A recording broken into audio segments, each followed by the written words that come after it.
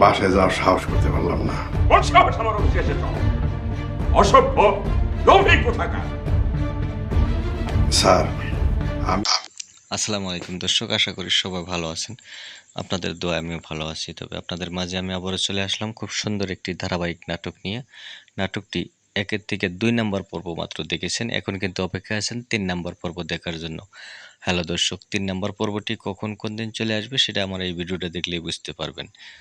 তার আগে ছোট্ট একটি রিকোয়েস্ট, যারা আমার চ্যানেলটি এখনও সাবস্ক্রাইব করে নাই অতি তাড়াতাড়ি সাবস্ক্রাইব করুন।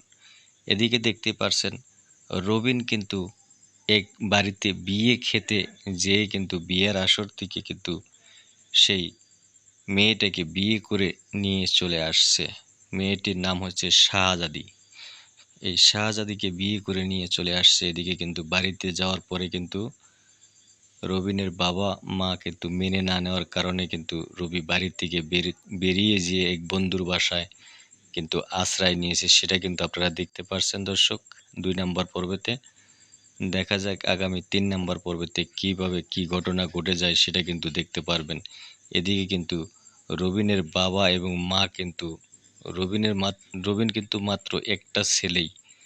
রবিনের বাবার কিন্তু একটা মাত্রই ছেলে রবিন। কিন্তু তার বাবা কিন্তু খুবই টেনশনে আছে, কিন্তু সেটা কিন্তু দেখতে পারছেন। তবে দর্শক, এই নাটকের ৩ নম্বর পর্বটি কখন কোন দিন চলে আসবে সেটা কিন্তু আমি আপনাদেরকে জানিয়ে দিচ্ছি এক্ষুনি।